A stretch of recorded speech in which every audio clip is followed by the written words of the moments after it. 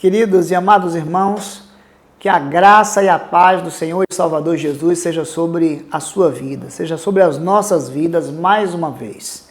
Estamos iniciando aqui mais uma aula na nossa Escola Bíblica Dominical e é um grande privilégio poder compartilhar com você que tem assistido assiduamente esse nosso encontro e agora, certamente, participando também do presencial. Sim, nós temos esse privilégio de estar reunidos também às 8h45, todos os domingos pela manhã, nas nossas classes da Escola Bíblica Dominical, na Igreja Batista Sinai. Venha fazer parte desse encontro, desse grande encontro.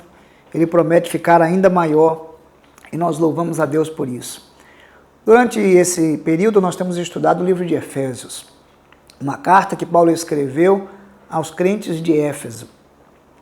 Já compartilhamos nas aulas anteriores a importância desta carta para os crentes da região, não apenas de Éfeso, mas também de Colossos e certamente de Laodiceia. Hoje nós queremos nos debruçar sobre o capítulo de número 2. O capítulo de número 2, os versos de 1 a 10, tem um conteúdo todo especial que trata da nova vida em Cristo. Por isso, esse capítulo, e especialmente esses 10 primeiros versículos do capítulo 10, eles falam da salvação pela graça. Eles são a base da nossa doutrina da soteriologia. Por isso, eu quero convidar você, antes de mais nada, para esse encontro, e um encontro onde podemos orar e pedir que Deus nos abençoe nesse momento, nos dando luz e discernimento sobre sua palavra. Querido Pai, te louvamos por mais um dia que recebemos do Senhor e o privilégio de ter esse encontro nesse domingo onde se celebra também a ressurreição de Jesus, e nós nos identificamos com a sua vitória sobre a morte, porque também fomos resgatados na morte dos nossos pecados.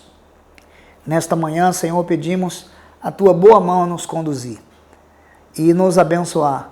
A tua bênção seja também sobre os alunos que estão presencialmente a se reunir nesta manhã na casa do Senhor. Nós agradecemos a oportunidade desse encontro e nós fazemos isso em nome de Jesus. Amém.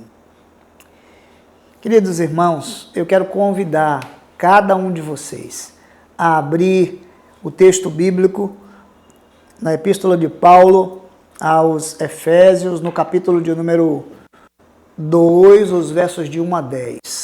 Eu vou fazer a leitura na Nova Almeida Atualizada, que traz como título do pecado para a salvação pela graça. E são inúmeros os títulos que aparecem, mas acredito que a grande maioria deles tem a ver com isso, do pecado para a salvação pela graça. Ou então, a ênfase sobre a salvação pela graça. Acompanhe comigo, não perca tempo, não se disperse. Capítulo 2, os versos de 1 a 10. Ele lhes deu vida quando vocês estavam mortos em suas transgressões e pecados, nos quais vocês andaram no outro tempo segundo o curso deste mundo, segundo o príncipe da potestade do ar, do espírito que agora atua nos filhos da desobediência. Entre eles também nós todos andamos no passado, segundo as inclinações da nossa carne, fazendo a vontade da carne e dos pensamentos, e éramos por natureza filhos da ira, como também os demais. Mas Deus, sendo rico em misericórdia, por causa do seu grande amor com que nos amou, e estando nós mortos em nossas transgressões, nos deu vida juntamente com Cristo.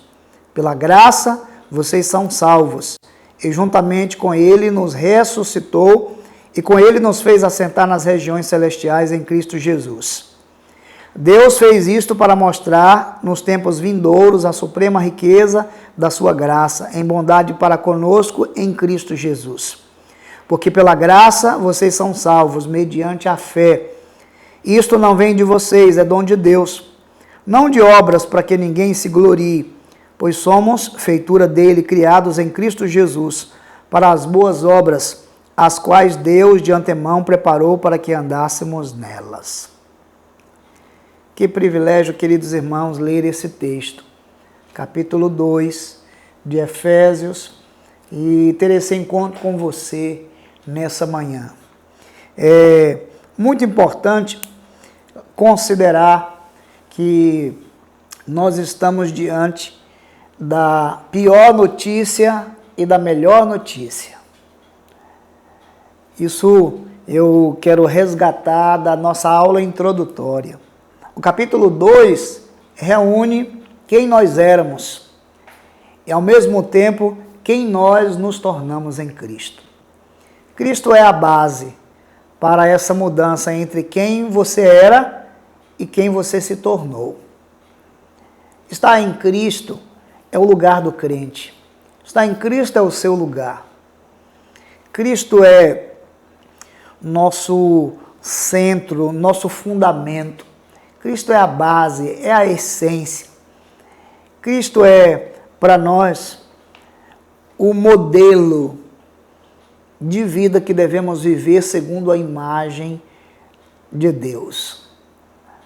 Um dos grandes professores de teologia, Landon Jones, dizia que a imagem do homem havia sido deteriorada e Cristo veio restaurar a imagem do homem que havia sido deteriorada. Por isso, em Cristo, nós nos aproximamos ainda mais dessa imagem e semelhança do Pai, do Criador. Quero convidar você para nós acompanharmos então essa lição que tem uma base muito importante para a nossa fé. Nosso objetivo nessa lição de hoje passa por compreender a realidade da depravação total da necessidade, ou em sua necessidade de redenção. Depravação do homem. O homem perdido, o homem morto em seus delitos e pecados. Por isso o texto diz que nós estávamos mortos. E isso caracteriza, queridos irmãos, a total incapacidade de fazer alguma coisa. Você acredita que o morto pode protestar? Você acredita que o morto pode reclamar? Você acredita que o morto pode voltar para dizer quem foram os seus assassinos? Você acredita que aquele que morreu de câncer de pulmão pode voltar para, de alguma forma, reviver e não experimentar essa dor na sua vida? Aquele que morreu de um vício qualquer? Portanto, esse texto nos coloca na mais absoluta incapacidade de fazer alguma coisa, porque a condição é de estarmos mortos em nossos delitos e pecados. Então, o objetivo da nossa aula de hoje é que você possa reconhecer essa realidade da depravação humana e a sua necessidade de salvação.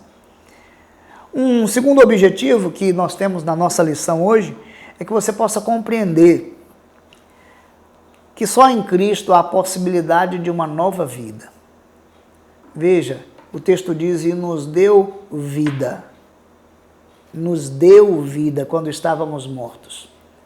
Quando nós não tínhamos nenhuma capacidade de tomar a iniciativa, Ele fez isso por nós. Um terceiro objetivo que está na nossa aula hoje é entender a graça salvadora de Deus. Não fomos nós, e nem merecimento humano que torna isso possível, mas o amor de Deus. E Ele faz isso através da sua graça, que é um favor que eu não mereço. Por isso, essa lição tem o desafio de entendermos ainda mais a graça salvadora de Deus. E é claro, quando falamos sobre graça salvadora, é preciso fazer uma distinção entre a graça comum, a todos os homens e a graça salvadora, manifesta na vida daqueles que creem. Então, nos versículos de 1 a 10, nós vamos encontrar uma divisão, que é uma intenção de Paulo, de fazer um contraste entre a vida sem Deus e a vida em Cristo. A vida com Deus é a vida em Cristo. A vida com Deus é a vida que foi transformada. Então, em apenas 10 versículos, nós conseguimos ter uma visão de quem nós éramos e de quem nós nos tornamos em Cristo. Quero então convidar você para acompanhar dos versos 1 até o verso 3. Nós temos aqui a primeira parte da descrição de Paulo, que é a vida sem Deus. A vida sem Deus. Podemos enumerar as características dessa vida sem Deus. E todas essas características estão debaixo de uma sentença. Qual sentença? A morte. Então o texto diz assim: Ele nos deu vida quando estávamos mortos. Mortos em nossos delitos e pecados. Qual a diferença de delitos e pecados? Desvios e atitudes de desobediência em relação a Deus.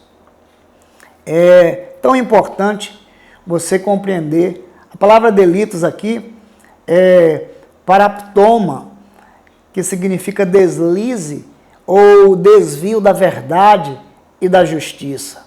Enquanto que a palavra pecado, hamartia, é a palavra errar o alvo. Olhando para esta declaração de Paulo, esse era o estado que caracterizava as nossas vidas.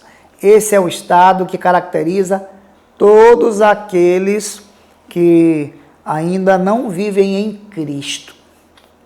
Então isso quer dizer morte espiritual. Mesmo vivos, mesmo bem-sucedidos na empresa, mesmo tendo sucesso na família, mesmo que agora os ventos estejam soprando a seu favor e tudo pareça dar certo. Mortos em delitos e pecados significa morte espiritual. Entende? A Bíblia descreve a vida não a partir, vamos dizer, do coração batendo. A vida biológica é mantida pelo funcionamento dos órgãos. A vida espiritual, ela é mantida pelo relacionamento de temor a Deus. Então, debaixo dessa realidade da morte espiritual, nós podemos traçar, vamos dizer, 3 características da vida sem Deus. Primeiro, é uma vida segundo o curso desse mundo. Todos os que estavam andando, todos nós já vivemos essa realidade. Ou melhor, Paulo escreve para os crentes de Éfeso para dizer que esta era a realidade em que ele se encontrava. Não é? Debaixo dessa sentença, que é a morte espiritual, por causa dos delitos e pecados, eles estavam caracterizados assim. Eles estavam andando segundo o curso desse mundo.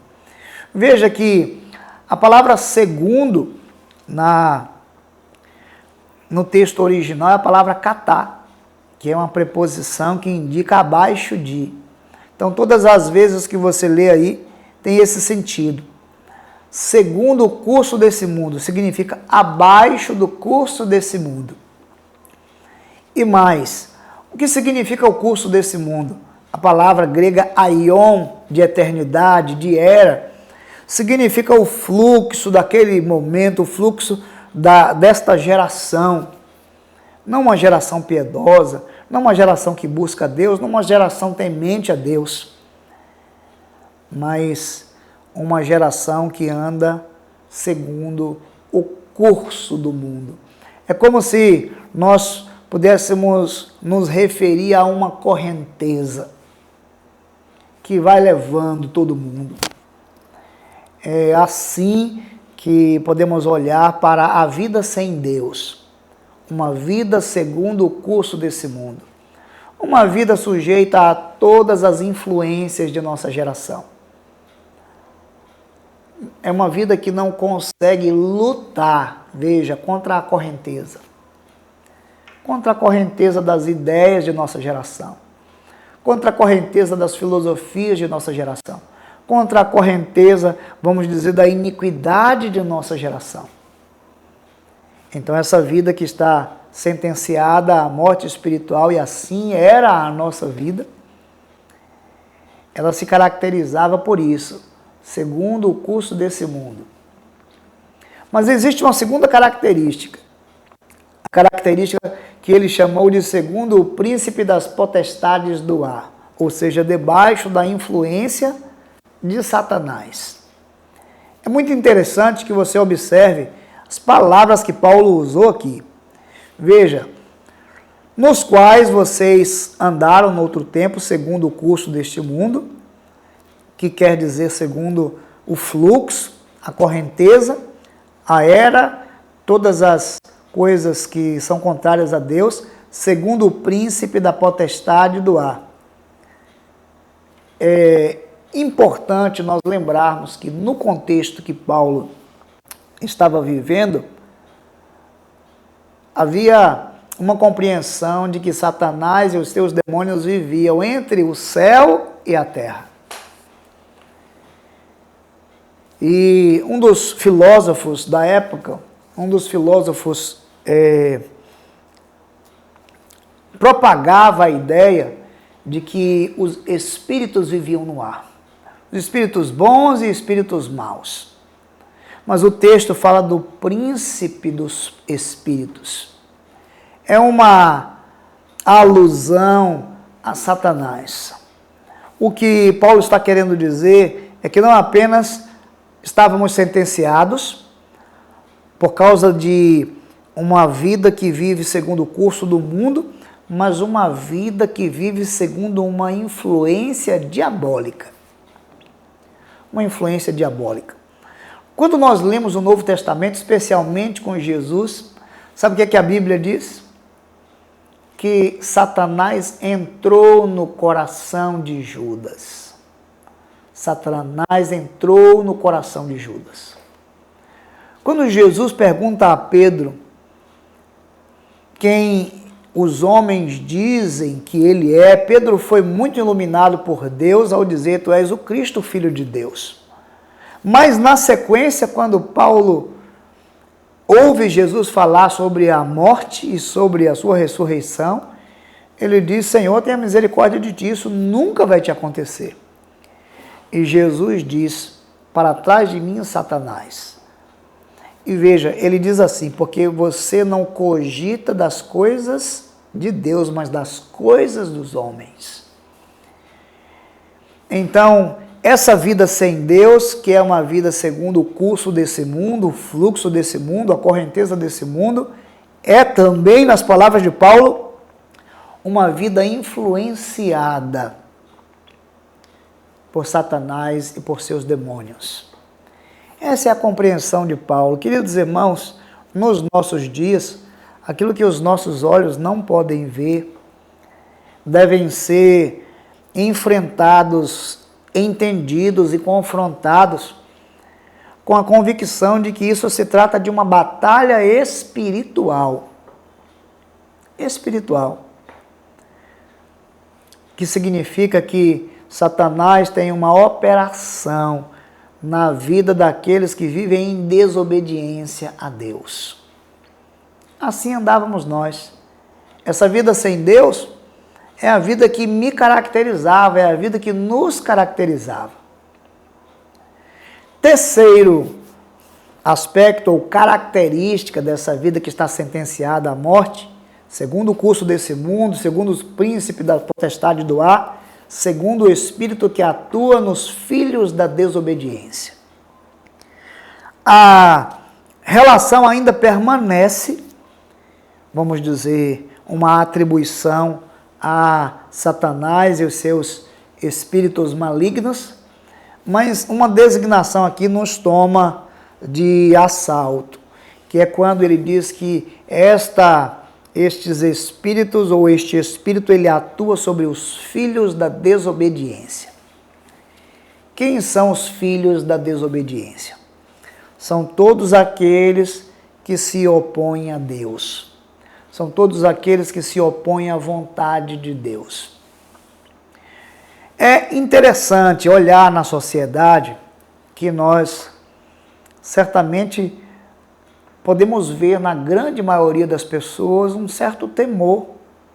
E se pensarmos no Brasil, nós temos muita gente de fé. Nós temos muitas pessoas que creem numa divindade. Muitos que creem em Deus. Mas não a ponto de obedecer-lhe. Não a ponto de viver uma vida segundo a vontade de Deus. Quando olhamos para esse texto, Paulo está falando de filhos da desobediência, que são aqueles que se colocam em oposição a Deus. É interessante, a palavra aqui é a palavra apeiteia, que significa oposição obstinada à vontade de Deus. Oposição declarada à vontade de Deus. Então, qualquer que seja, vamos dizer, o ensino sobre a vontade de Deus, ele é menosprezado diante daqueles que vivem a vida sem Deus. Uma vida sentenciada à morte espiritual, segundo o curso desse mundo, influenciada pelo príncipe da potestade do ar.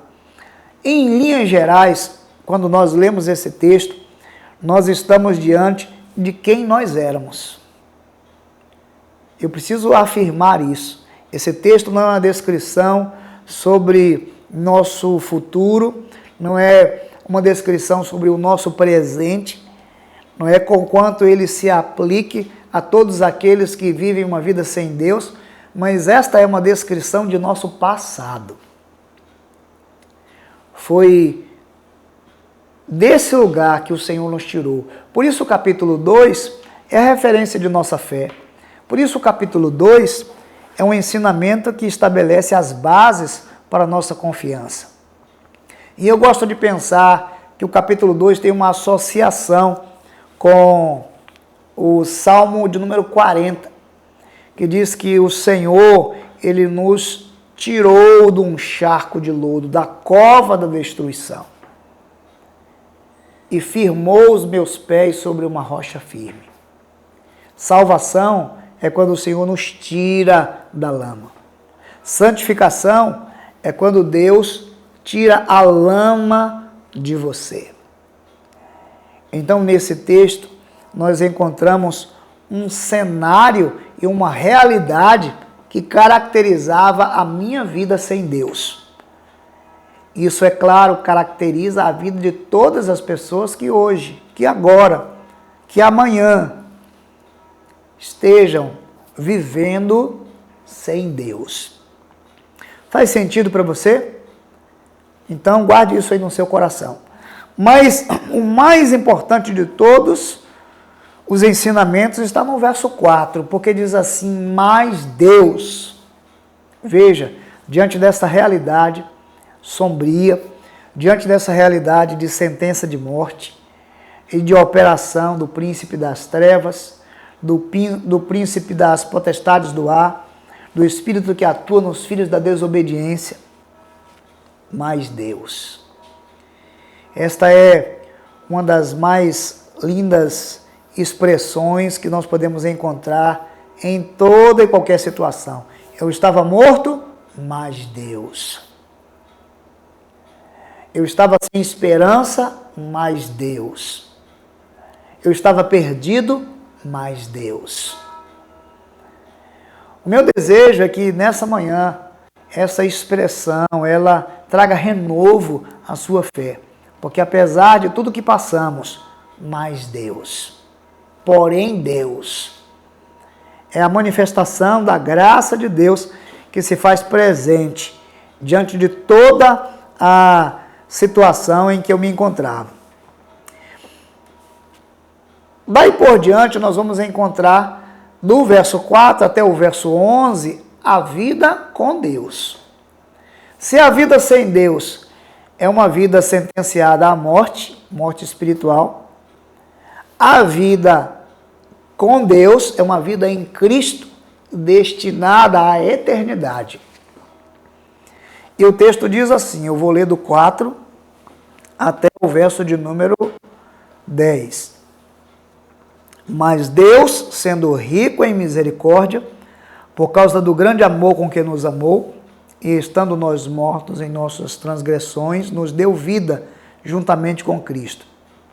Pela graça vocês são salvos, e juntamente com Ele nos ressuscitou, e com Ele nos fez assentar nas regiões celestiais em Cristo Jesus.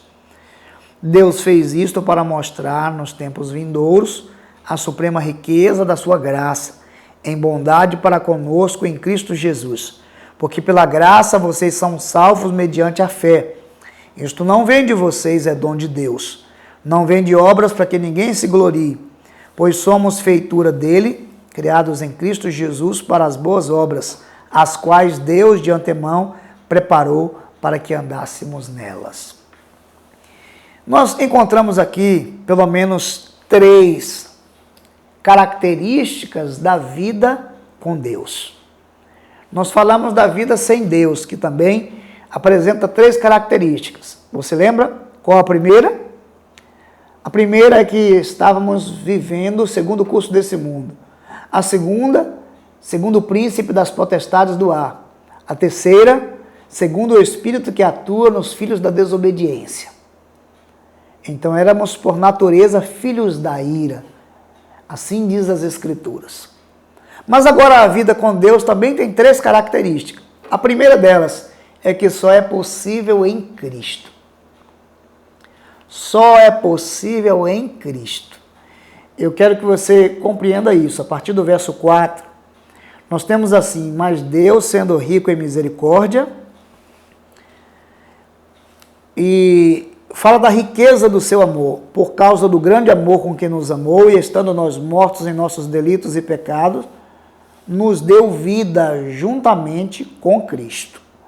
Há uma expressão aqui muito interessante, que é susopoiel, que é tornar alguém vivo, e é isso que aconteceu conosco.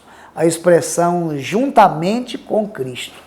Nós que estávamos mortos, que estávamos sobre a condição dos versos de 1 a 3, em Cristo nós recebemos vida. Nós nos tornamos recipientes da glória e da manifestação da graça de Deus. Deus é rico em misericórdia. E porque Ele é rico em misericórdia, Ele manifestou sua misericórdia sobre nós. É muito interessante. Quem sou eu nesse texto? Eu sou pobre. Quem sou eu nesse texto? Eu sou alguém que está morto. Mas a riqueza do Senhor manifesta-se na minha condição de ser filho da desobediência, de ser alguém incapaz de transformar esta condição. Salvação, queridos irmãos, não tem a ver com o quanto nós temos. Não tem a ver com o quanto você possui. Tem a ver com o quanto Deus é rico em misericórdia. Não tem a ver com sua riqueza. Tem a ver com sua pobreza e com a riqueza de Deus. A sua pobreza, porque não há nada que você possa fazer. Você é absolutamente incapaz de conseguir comprar, de conseguir pagar, de conseguir merecer a salvação. Então, desse lugar, Deus manifesta a sua rica misericórdia e o seu grande amor com que Ele nos amou. só é possível em Cristo também porque Ele nos ressuscita para uma nova vida. Veja, o texto diz assim: estando nós mortos em nossas transgressões, nos deu vida juntamente com Cristo. Estávamos mortos e ganhamos vida. Isto é uma ressurreição. Nós ganhamos, Deus nos tirou desse lugar. Eu não posso tirar a mim mesmo desse lugar. Você não pode, mas somos resgatados por Deus. A salvação é um resgate. A salvação é um resgate. Nesses dias de guerra, em que muitas pessoas estavam precisando, ou ainda estão precisando sair por uma zona livre no meio da guerra, o que mais se espera é um resgate. Alguém que entre, que consiga tirá-los em segurança, sem oferecer risco de morte. Veja, a salvação é esse resgate. O Senhor vai até a minha morte e me leva para a sua vida. Por isso eu não mereço. A vida com Deus só é possível em Cristo. Mas ele diz mais: pela graça sois salvos, e juntamente com ele nos ressuscitou com ele e nos fez assentar nas regiões celestes em Cristo. É tão importante você fazer esse contraste com o que Paulo disse. Porque Paulo disse que antes andávamos segundo o príncipe das potestades do ar.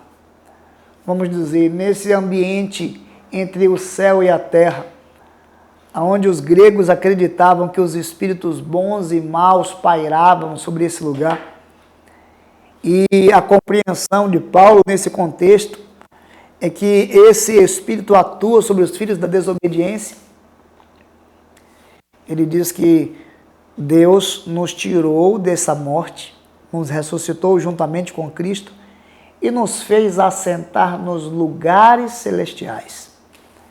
Então ele me tira da desonra e me coloca junto a todos aqueles que foram santificados por Cristo. Ele me tira da morte e me leva para a vida. Ele me tira da influência do príncipe das trevas e me faz sentar nas regiões celestes. Você percebe a riqueza da obra redentora? Então a primeira característica da vida com Deus só é possível em Cristo. A segunda característica é que ela só é vivida pela graça de Deus. Então o texto começa a dizer assim: pela graça sois salvos. E diz mais: porque pela graça vocês são salvos mediante a fé, e isto não vem de vocês, é dom de Deus. Como separar isso aqui, pastor? Como é que eu posso falar sobre a graça comum e a graça salvadora? O que é a graça comum? A graça comum é o favor de Deus para todas as pessoas. Pessoas boas e pessoas más. Pessoas que servem a Deus e pessoas que não servem.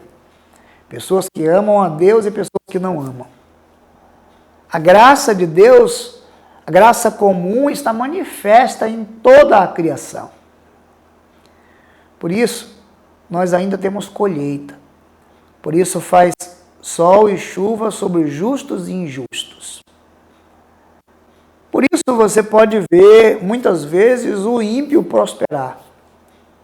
Por isso você, certamente, pode contemplar a graça de Deus espalhada por sobre toda a terra. Mas há um momento no texto em que ele diz que a salvação é pela graça, somente pela graça e mediante a fé. E isto não vem de nós, não vem de vós, não vem de você, é dom de Deus. É tão importante compreender que sem Ele eu jamais seria salvo. É tão importante compreender que Deus, Ele manifesta na minha vida uma graça que me concede resolução do meu maior problema. Se eu perguntasse para você hoje, qual é o seu maior problema? É financeiro? É de relacionamento? É solidão? É uma enfermidade? Qual o seu maior problema? Todos eles, nós pensamos assim, eu poderia resolver meu problema de solidão se tivesse bastante dinheiro. Se eu tivesse um bom plano de saúde, se eu tivesse acesso a boa comida, eu poderia vencer esta doença. Enfim, quando você pensa sobre todas as suas necessidades, você acredita que precisa de coisas para lidar com essas necessidades. Mas a grande verdade é que a sua maior necessidade é sair desse lugar onde todos estávamos, morte espiritual. Para sair desse lugar, não tem dinheiro que me faça sair desse lugar. Não tem saúde, não tem educação, não tem governo. Eu estou sentenciado à morte. Mas aí Deus manifesta a sua graça. Deus manifesta a sua riqueza, sua bondade. E através de Jesus, Ele ocupa o meu lugar e Ele me concede de graça a salvação em Jesus. Me tira desse lugar, me conduz segundo a sua vontade. É isso que a gente chama de graça. Se eu disser que graça é presente que eu não mereço, você pode pensar em coisas materiais, só por causa da palavra presente. Mas eu me lembro de uma experiência vivida pelo pastor Nilson do Amaral Fanini, que visitando uma comunidade, ele recebeu uma pedrada de uma criança. O menininho estava lá na rua e viu aquele pedra e a pedra pegou na testa. E ele teve que interromper a viagem, fazer um curativo naquela ação missionária, mas voltou, comprou uma camisa para uma criança e subiu naquela comunidade à procura de uma criança. E ele ficou procurando até que foi dizendo as características e a criança tinha sumido e se escondido dentro de casa. Até que ele chegou àquela casa. E quando ele lá chegou, ele conversa com a família e a criança escondida no quarto, sem querer aparecer. E ele é recebido na família e ele manifesta graça, ele traz um presente. E ele entrega esse presente, chama a mãe e quer dar um presente a essa criança. Aquela criança, muito envergonhada, recebeu o presente dizendo assim, mas eu não mereço. Mas eu não mereço. Fui eu quem joguei a pedra no Senhor. E então ele fala sobre a graça de Deus, que é alguma coisa que eu recebo, mas eu não mereço. Veja, o que é que eu não mereço, mas recebi de Deus? Eu recebi a vida. Esse é o presente. Ele me tirou desse lugar de morte e me deu vida. Me deu vida em Cristo, através de Cristo, por meio de Cristo. Quando Jesus sofreu em meu lugar, pagou o preço por meus pecados. Então esse texto está na base da nossa fé e da nossa confissão. Por último, o verso de número 10 diz que a vida com Deus é uma vida de boas obras. É tão importante você pensar nisso, porque diz assim, pois somos feitura dele, criados em Cristo Jesus para as boas obras, as quais Deus de antemão preparou para que andássemos nelas. Isso é muito importante, porque o verso de número 8 diz que não vem das obras para que ninguém se glorie. Há poucos dias eu ouvi um senhor dizendo que estava fazendo coisas boas para compensar as coisas más que ele faz. mas é bem verdade que as nossas obras não salvam. Então, se as obras salvam, a salvação não vem de Deus, vem de você, que é bom o suficiente para fazer coisas boas. Mas a salvação não vem de mim, não vem de você, vem de Deus. Por isso, não vem das obras para que ninguém se glorie, eu fiz, eu mereço, mas vem da graça. Deus me deu e eu creio por meio da fé, é o que diz as Escrituras. Mas esse texto diz que quando Jesus nos restaurou, nós voltamos a um propósito que o Senhor já havia estabelecido: andar em boas obras. Andar em boas obras significa que nós voltamos a fazer o bem. Nossa natureza havia sido contaminada e sentenciada à morte pelo pecado. Éramos filhos da desobediência. Nossa prática era uma prática de más obras. Agora nós somos chamados a viver aquilo para o qual fomos criados. Você sabe qual é a grande dor de um pai e de uma mãe quando vê seu filho sendo preso? Ele diz assim: eu não te criei para isso. O que esse texto diz é que quando nós somos restaurados, quando saímos desse lugar de morte para esse lugar de vida, nós voltamos ao propósito original. Então, aquilo que fazemos não é porque estamos querendo ser salvos, é porque agora nós estamos identificados com o nosso Pai, entende? É como aquele filho que saiu do cárcere, saiu da prisão, saiu do vício, saiu de toda a sua problemática de vida.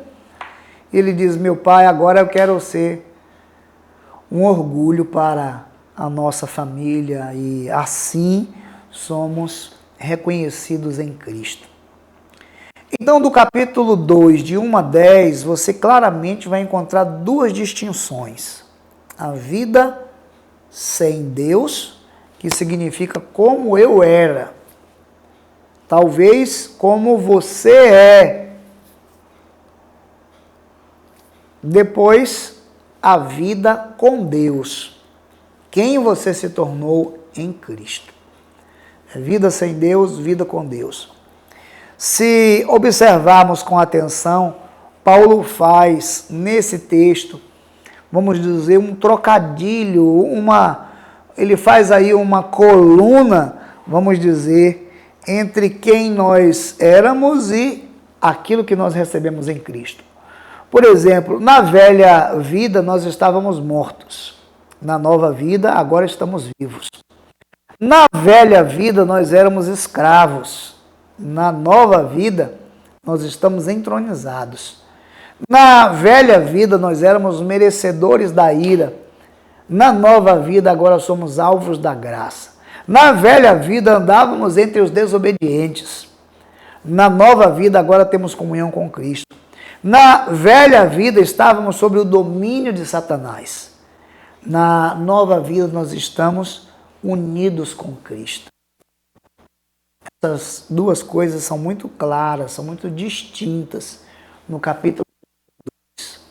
O meu desejo, então, nesta manhã, ao compartilhar com você esta palavra, é que você viva essa nova natureza para a qual você foi chamado. Lembre-se de onde Deus tirou você. De você a viver uma vida melhor. Como diz o reverendo Hernandes Dias Lopes, uma vida maiúscula. Uma vida de profundidade nos relacionamentos com Deus.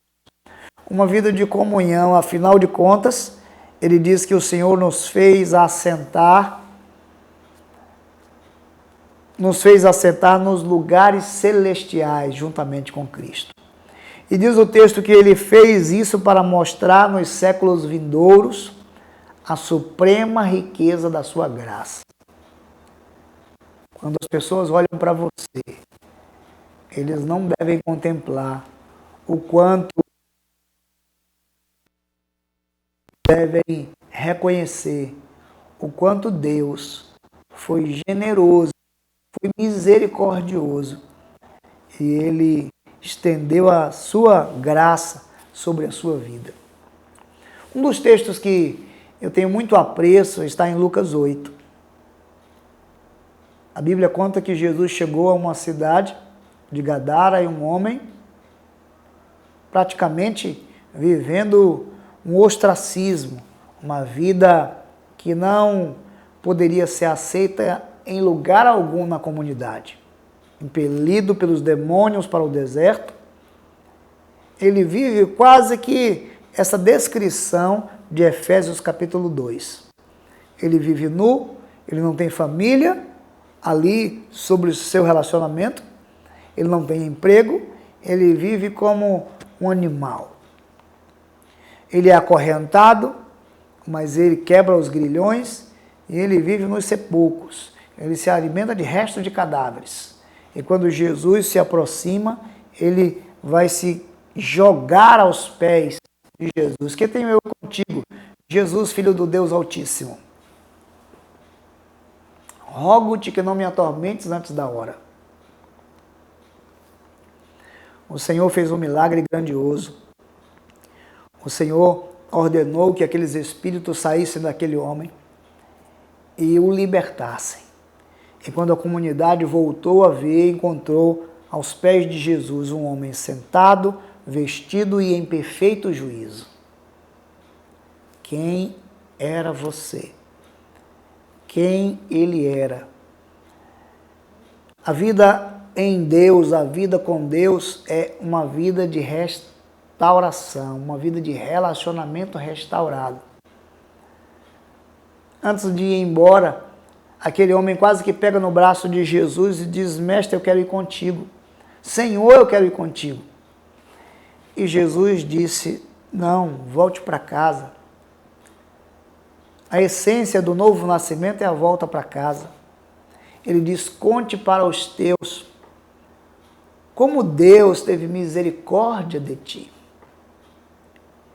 E diz o texto que ele saiu contando por 10 cidades da região. E as pessoas creram no seu testemunho. O capítulo 2 é a minha história, é o meu passado, mas é também o meu presente e o meu futuro.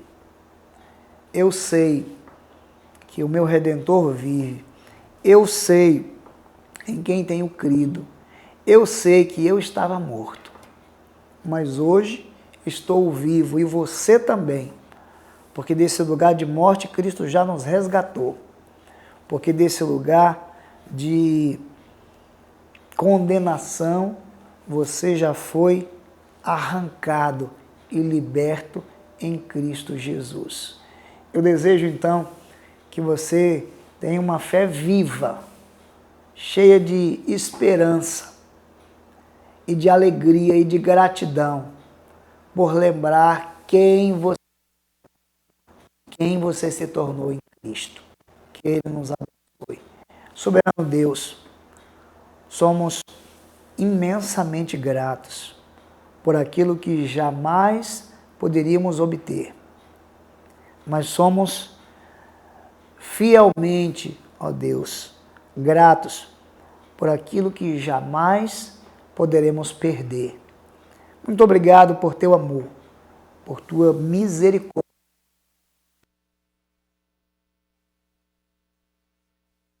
Revelou para a nossa salvação. Não é aquilo que nós fazemos, mas é quem nós somos. Nós somos amados pelo Senhor e por isso fomos vivificados em Cristo. Eu oro, Senhor, para que os meus irmãos tenham vida maiúscula, tenham vida plena, tenham vida abundante, tenham vida cheia da Tua verdade e da Tua vontade. Sustenta Sinai, sustenta cada um dos irmãos e irmãs. Dirige-nos, Senhor, por Tua palavra e por Teu Espírito. É a nossa oração, em nome de Jesus. Amém. Deus abençoe você. Fique com Deus até o próximo encontro, é claro, se Deus quiser. Que o Senhor abençoe a nossa escola. Eu espero você no presencial. Certamente o Senhor há de continuar falando ao seu coração. Até a próxima aula, em nome de Jesus.